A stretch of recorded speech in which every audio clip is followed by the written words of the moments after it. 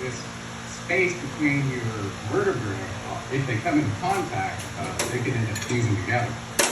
In between them are these little sacs that are supposed to hold smuggling fluid that make them fluid so that they float across each other. Well, with time and in ignorance of gravity, that gets eradicated in most humans. Like, their spine doesn't move like a ball on the skin, like you see those snake toys going in the store, right? That's how your spine is supposed to be moving.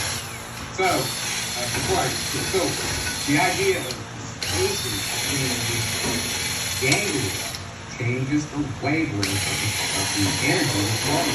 That's what I'm trying to get you to understand. So all of a sudden, if you get compressed in the gravity field, the spacing between your chakras may not be correct. So that even when the chakras come on, the ones above it may not physically joining with energy unless all of them have synovial fluid is moving correctly. Understand what that is? You know, Joe.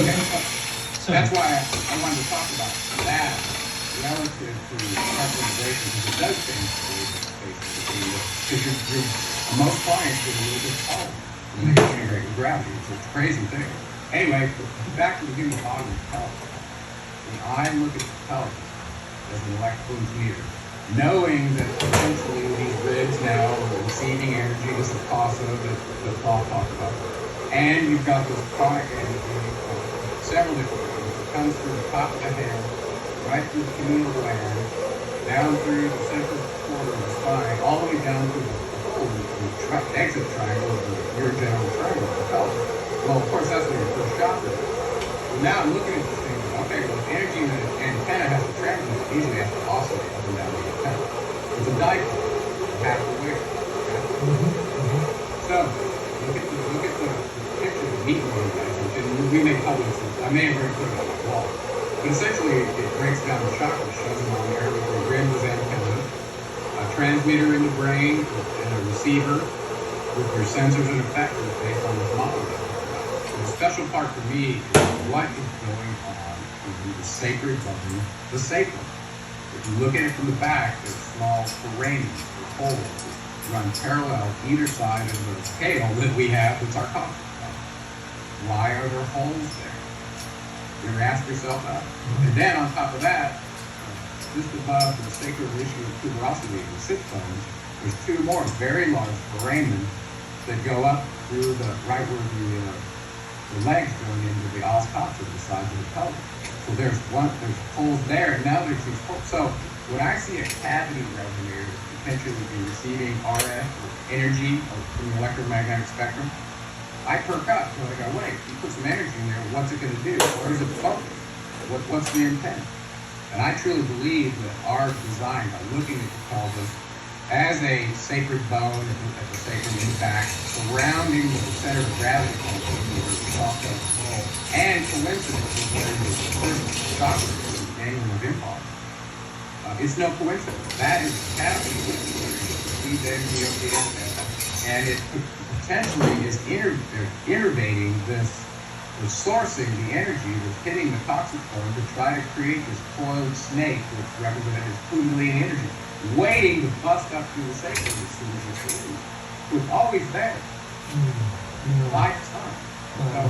So that's another design structurally I wanted to finish up with chapter 3. And there's a couple more things we can do to finish this up. Now we have all this corroborating data that human bodies actually are. Yeah, Joe, this is all this is putting the pieces in the I just want to know, I know you from the electrical engineering background. I have some knowledge of electronic engineering and electrical engineering, mechanical. I'm a bit of a multitasker on the engineering front, but I know you're talking things now. And I know it's probably detailed concepts of RF frequencies and all that. As a book that anybody and electromagnetism has done ever, really I'll get a copy. We'll probably get a rare copy of using it. Anybody wants to just research that. It's like a good all-round book on the background to all this.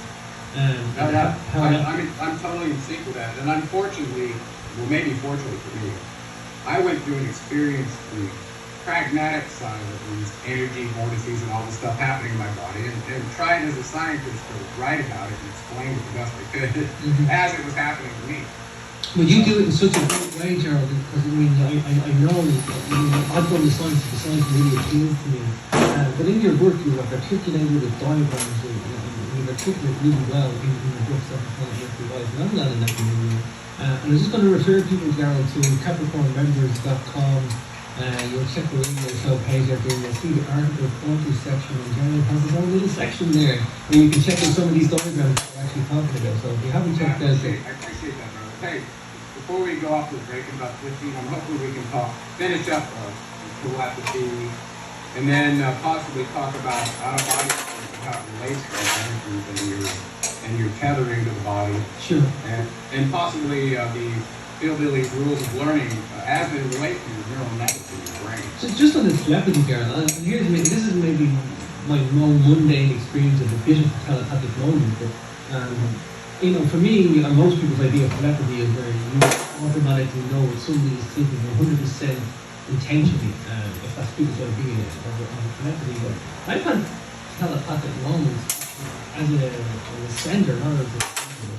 And this has happened with two people in the same now. I had a friend and my brother, and I don't talk to this guy anymore. Hang on. And I just found this the most bizarre thing. That wasn't one instance, it was several instances happening. And when he did it freaked me out. Because I was like, because I didn't understand it. I didn't understand it. I had similar experience.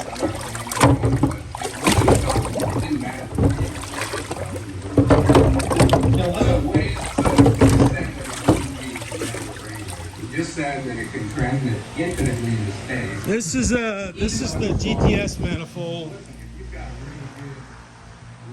A real labor-intensive process to clean, and you just witnessed 7 minutes of